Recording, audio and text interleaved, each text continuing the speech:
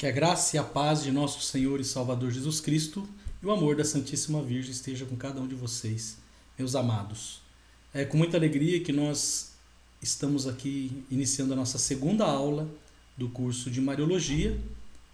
Embora nós estamos aqui com o slide mostrando como aula 1, nós fizemos aquela primeira aula, de introdução para fazermos algumas pontuações para que nós pudéssemos percorrer este tempo, percorrer este módulo, naquilo que nós estamos propondo para este curso de Mariologia. Temos aqui a grade do nosso curso, eles serão 9 módulos, hoje com a aula sobre maternidade divina, depois teremos na próxima aula sobre a Imaculada Conceição, a Virgindade de Maria, a Assunção, Realeza de Maria, Cooperação na Santificação, Mãe Mediadora, Culto e Devoção e finalizamos com São José.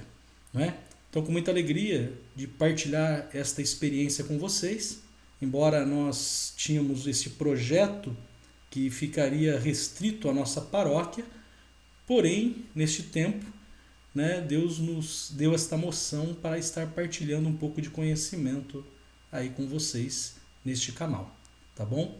Eu fico muito feliz aí estar com vocês aí nesse tempo e que o Senhor nos dê força e nos permita a continuar segundo a sua imensa vontade. Então, iniciamos neste momento orando ao Senhor. Em nome do Pai, do Filho e do Espírito Santo. Amém. Maravilhoso Deus, eterno Pai, em nome de Jesus, nós nos apresentamos diante da Tua presença, a fim de que possas nos conduzir segundo a Tua vontade, nos iluminando e nos enviando o Teu Santo Espírito para que possa nos conduzir neste momento, para que possamos cada vez mais nos aprofundar no Teu conhecimento. Tudo isso nós te agradecemos e te louvamos em nome de Jesus. Amém. Então, amados, nós vamos falar hoje sobre a maternidade divina, de Maria. Então, nós podemos já, nesse primeiro momento, na primeira aula, nós falamos sobre demos assim uma introdução e falamos um pouco sobre o Concílio de Éfeso, e agora nós vamos abordar um pouco mais profundo aquilo que nós falamos lá, por alto. Então, a maternidade divina, de Maria. Então, para os cristãos do século V, era familiar a palavra Theotokos, que significa mãe de Deus. Então, Theo, Deus, Tokos, mãe. Mas por aí teve um problema, porque em 428, o patriarca de Constantinopla, ou seja, um bispo de Constantinopla, ele afirmava que Cristo era um sujeito humano, unido, mas distinto do Verbo. Ou seja, era um homem extraordinário, mas não verdadeiro Deus. A Virgem, então, seria mãe de Cristo, mas não mãe de Deus. Ou seja, mãe de Cristo, homem, e não mãe de Cristo, Deus. Veja, nós já comentamos a respeito daquilo que a teologia chama de união hipostática, ou seja, Jesus tem as duas naturezas. Ele é verdadeiro homem e verdadeiro Deus. E não há como dividir isso. Eu vou ser mãe somente do Cristo homem e não do Cristo Deus. Então, foi convocado o Concílio de Éfeso, no século V, no ano de 431, declarou que a segunda pessoa da Santíssima Trindade, consubstancial ao Pai, assumiu a natureza humana, de modo que a única pessoa em Cristo é essa pessoa divina. Que a única pessoa em Cristo é esta pessoa divina. Assim, a Virgem é mãe desta pessoa divina e, por isso, verdadeira mãe de Deus. Claro, mãe de Deus, filho, mãe de Cristo, que não há como dividir, que não há como separar a sua natureza para que Maria fosse mãe somente da natureza humana de Jesus. Então, veja, nós tivemos este concílio, estava presente lá 250 bispos, e foi presidido por São Cirilo de Alexandria, e este concílio realmente vai tratar dessa heresia, né, o nestorianismo, que estava dizendo que Cristo só tinha, né, que era um sujeito humano unido mais distinto do verbo, né, que era uma pessoa extraordinária, mas ele não era verdadeiro Deus. Então aí este concílio vem para ratificar isto, o que a igreja sempre professou, que Jesus Cristo é verdadeiro homem e verdadeiro Deus, pondo fim a esta heresia nestoriana, né? E aí, porque Nestório ele defendia que Maria fosse chamada de Cristotocos, ou seja, mãe de Cristo, e não Theotokos, mãe de Deus. Não é? Então esse é um primeiro ponto aí para nós termos esta visão. Não é? A pergunta que é, né? Refere-se à natureza. É um pinheiro, um homem? Enquanto que a pergunta quem é se refere a uma pessoa. Por exemplo, é Pedro. Eu não sou antes de tudo um que, sou um quem. Não sou algo, sou alguém. Tenho uma natureza e sou uma pessoa, né? Cristo é esta pessoa que possui as duas naturezas. E não há, e todo aquele que quer separar esta natureza para uma convenção própria comete uma heresia. Então isso já foi muito claro refutado no Concílio de Éfeso, no século V, né, da Igreja.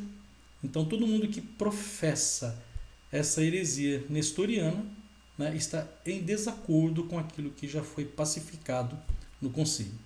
O Catecismo da Igreja Católica, no artigo 457, ele vai nos dizer assim: Deus pode criar uma natureza humana de tal modo que o sujeito dessa natureza seja um eu divino, uma das pessoas da Trindade.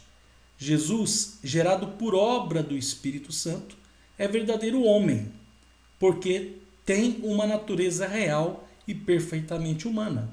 E é verdadeiro Deus, porque a pessoa que sustenta essa natureza não é outra que a do Verbo divino. Ou seja, Cristo é homem e é Deus, não é? Então é importante que isso fique muito claro para nós entendermos essa dinâmica da maternidade divina de Maria, não é? Justa e verdadeiramente se chama Maria, mãe de Deus, por ter concebido a natureza humana de Jesus, cuja pessoa é divina. Lembra na outra aula que nós tratamos, não é? O Espírito é Espírito que assombra, né? Gera Jesus no ventre de Maria, né? Imagina se aquele lugar aonde Moisés estava, né, que Deus o chamou da sarça em Êxodo capítulo 3, vai dizer: olha, Moisés, tire a sandália dos teus pés, porque o lugar onde você está é santo, né? Então você imagina o ventre daquela que trouxe a vida por obra do Espírito Santo, Deus conosco, Emanuel, não é? Maria dá a Jesus, quer dizer, a Deus Filho, tudo o que uma mãe dá ao seu filho. Ela é, pois, sem sombra de dúvidas, e em sentido próprio, mãe de Deus Filho. Então fica claro essa questão, não é? O Espírito, ele usou, né? E Maria emprestou, né, a carne, o sangue, não é, a Jesus. Então nós temos que ter isso muito bem claro, nosso conhecimento. Nós não estamos aqui colocando Maria acima de Deus, pelo amor de Deus, irmãos. Nós estamos colocando ela no lugar onde ela merece, não é? Ela não é uma mulher qualquer, ela é a mãe do Deus Filho. É simples assim. É muito interessante quando Maria chega, né, na narração de Lucas, no capítulo 1, versículo 46 seguintes, quando ela chega na casa, né, de Isabel, e Isabel, cheia do Espírito Santo, vai proclamar: bendita és tu entre as mulheres. Ou seja, bendita, ou seja, vem de benedictus, santo. Então, bendita, né, santa és tu entre as mulheres. Então, Maria, ela tem uma condição diferente. Ela está acima da nossa humanidade, né? Não que ela não seja humana, não é isso que eu estou dizendo, meus irmãos amados, mas ela tem um privilégio, pela graça de Deus, por Cristo, de ter este lugar na história, não é? O Concílio de Éfeso também, no ano de 431, né, como já estamos visto, define frente aos erros de Nestório: a Santa Virgem é mãe de Deus porque deu à luz carnalmente o Verbo de Deus feito carne. E o Concílio de Calcedônia, no ano 451, portanto também no mesmo século, né, no século V, acrescenta que não pode chamar-se a Virgem Maria de Deus em sentido figurado. Tem que ser afirmado em sentido próprio, né? Ou seja, ela não é uma alegoria, não é uma figura, ela é realmente Theotokos, né? Mãe de Deus, Filho, mãe do Cristo. Porque, como nós já vimos, não há como dividir, não há como separar a natureza divina da humana. Então veja, irmãos, aqui nós temos este mistério, né? Não porque, né, Maria, né, ela foi eleita, ela foi escolhida, não porque Maria ela se ofereceu, porque ela foi eleita por graça de Deus. Então é isso que nós temos que ter muito claro, e por isso que nós temos que ter um carinho, um amor, uma devoção muito grande, não é? A Virgem Santíssima, que ela é mãe do Filho de Deus, coisa que nenhum outro ser humano teve o privilégio, e ela tem, não é? No Antigo Testamento há algumas alusões ao mistério da maternidade divina de Maria, né? Como pré-anúncios de Maria São Eva, mãe dos viventes. Então nós lemos, né, nós vimos algumas citações dos pais da igreja, aqueles que eram os sucessores dos apóstolos, né, muito no início da igreja primitiva, principalmente século II, século III, né, que realmente Maria tinha essa função, como nós vimos na outra aula, né? Sara, Judite, Débora, Ruth, né, Esther. Aparece também a figura da rainha mãe de Betsabé, né, mãe de Salomão. Vários profetas falam de uma filha de Sião, que representa Israel nos três aspectos de esposa, mãe e virgem, que realizarão plenamente, né, que se realizarão plenamente no mistério de Maria, né? Você imagina, né? Ela é esposa, ela é mãe e virgem, né? No Novo Testamento, a maternidade divina de Maria afirma-se implicitamente sempre que se fala dela como mãe de Jesus, o qual declarou sem margem para dúvidas que é Deus, né? Nós temos essa convicção, né? Vários concílios, né? A igreja afirma isso. A palavra de Deus afirma que Jesus é Deus, não é? A segunda pessoa da Trindade, né? Ao qual declarou sem margem de dúvidas que é Deus, coisa que entenderam muito bem os seus inimigos, que nisso viram blasfêmia. Marcos chama a Jesus filho de Maria, né? E também filho de Deus, né? Então, em Mateus e Lucas, emprega-se a palavra mãe, tanto no relato da concepção como no nascimento. Então, né, Marcos ele vai usar sempre essa expressão, né, filho de Maria, filho de Deus, né? E aí nós vamos lembrar que lá na carta aos Filipenses, no capítulo 2, o apóstolo São Paulo vai nos lembrar que ele não se prevaleceu da sua igualdade com Deus, mas despojou-se, né? Jesus despojou-se de si mesmo. Então, para nós, né, Jesus é Deus e Maria é mãe de Deus, mãe do Filho de Deus, que também tem, né, essa natureza divina, também é Deus. O Novo Testamento né, nos ensina também explicitamente o mistério. Né?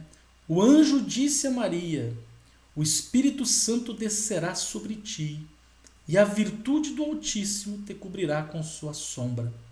E por isso mesmo, o santo que há de nascer de ti será chamado Filho de Deus, chamar-se-á Emanuel, Deus conosco.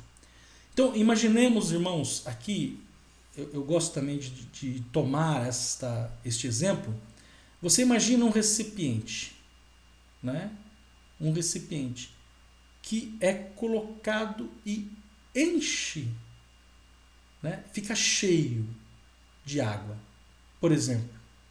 Então Maria era cheia de graça, porque foi exatamente esta saudação que o anjo Gabriel, ao ir a Maria, fez. Ave cheia de graça, queractomene, né? Você é cheia da graça de Deus. Então, o ser cheio não tem espaço para outra coisa a não ser a graça. Então, ela foi, pelo mérito de Deus, pela graça de Deus, né, separada, alcançada para realizar esta tarefa tão maravilhosa, né? Mãe do Filho de Deus, ou do Emanuel, o Deus conosco, né? Pela virtude do Altíssimo. Olha que maravilha, que coisa fantástica, né? No Evangelho de São Mateus, no capítulo 1, versículo 21, o anjo anuncia a José que Jesus salvará o seu povo. Expressão que no Antigo Testamento se reserva somente a Deus. E que o salvará dos seus pecados. Poder que se atribui só a Deus. Então nós temos esta plena convicção que Jesus é Deus. É Ele que se encarna. É Ele que vai realizar o mistério, a graça da redenção para a humanidade. Veja, irmãos, nós temos que ter muito bem isto no nosso coração, não é? Nós não colocamos Maria acima daquilo que ela merece, mas também não a colocamos abaixo, não é? Então ela foi uma criatura, ela foi uma mãe, ela foi uma mulher especial, e ela é esta mulher especial, que dentro do plano da salvação tem um plano muito bem, né, realizado pela graça e pela vontade de Deus, né? E não somos nós que vamos tirar isso dela, porque foi o próprio Jesus que a honrou primeiro, né? Foi o próprio Deus que a honrou primeiro. Quem sou eu para não honrar, não é? No Evangelho de São Lucas, no capítulo 1, versículo 43, vai dizer: Isabel chama Maria, né, a mãe do meu Senhor. Os judeus chamavam a Deus seu Senhor, né? Importante nós frisarmos aqui que Deus não... o judeu, ele não falava o nome de Deus porque havia se perdido a pronúncia. Então, ou eles pronunciavam o tetagrama, né, sagrado, ou eles atribuíam ao nome de Deus Adonai, o Elohim, não é? De acordo com a situação, se era as pessoas da tribo do sul, se eram os judeus, se eram os hebreus da tribo do sul ou do norte, né? Eles usavam esse termo para se referir a Deus, né? Na tribo lá do norte, né, eles usavam o nome Elohim, e no sul usavam mais o nome de Adonai, né? Então, e é muito importante isso, nós termos isso em mente, porque Isabel, ela vai justamente dizer: de onde vem a mim a honra de receber a mãe de Adonai em minha casa? Então veja, irmãos, ela estava cheia do Espírito Santo, ela foi impelida, né? E o autor sagrado testemunhou isso nas Escrituras, em Lucas, no Evangelho de Lucas. Então, se nós olharmos para Maria e não queremos recitar isto, ou não queremos falar, olha, ela mesma, cheia do Espírito Santo, depois vai dizer: eu sou bem-aventurada, todas as gerações me proclamarão, eu simplesmente rasgaria essa parte da Bíblia e não creria que a Bíblia é a palavra de Deus, que foi inspirada pelo próprio Deus para que os autores sagrados colocasse segundo a vontade dele aquilo que ele queria que fosse revelado a nós. Então veja, a mãe do meu Senhor, não é? Então nós temos muito claro isso sobre a maternidade divina, entendendo esta situação. Os padres, né, muito perto do ensino dos apóstolos, como Santo Inácio de Antioquia, né, volta do ano 107, né, falam da maternidade de Maria. Destacam-se São Justino, 165, Santo Irineu, de Lyon, como nós vimos ontem, Tertuliano e Santo Hipólito. Né? Orígenes é o primeiro que nos fala da feliz fórmula Theotokos, Mãe de Deus, que encontramos depois em autores tão importantes como Santo Atanásio, São Dídimo, São Gregório de Nisa, São Cirilo de Jerusalém, Santo Epifânio de Selamina, São João Damasceno. Né? E o termo latino equivalente encontra-se em Santo Ambrósio, São Jerônimo e outros. Né? Então veja, a tradição apostólica, né? a sucessão apostólica dos pais da igreja, os padres apostólicos, então já chamavam, né? Já tinha essa visão dessa maternidade divina de Maria. Não é? Então nós estamos vendo assim, um ensino muito perto dos apóstolos, realmente. Então não é qualquer que vai dizer que Maria, né? Qualquer filosofia, qualquer doutrina ou qualquer ideia que vai querer arrebatar essa devoção que nós católicos temos em relação à mãe de Jesus, não é? Então nós podemos ver que desde o início a igreja já honrava a Virgem Santíssima.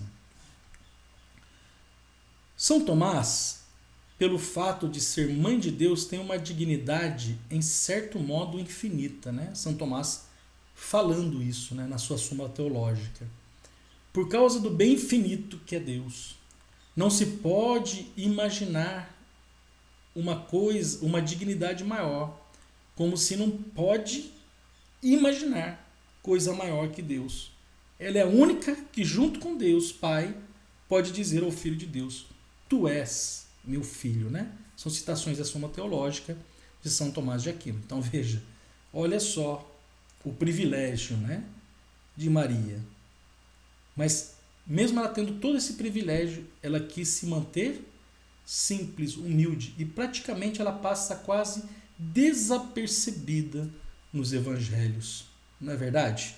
Porém, mesmo ela passando desapercebida, nós conseguimos garimpar dentro das escrituras e dentro da tradição da igreja este amor que desde sempre a igreja teve com a mãe de Jesus, com a mãe de Deus Filho, não é? Não se pode considerar a Virgem revestida de uma dignidade divina, mas mais que ela, só Deus, né?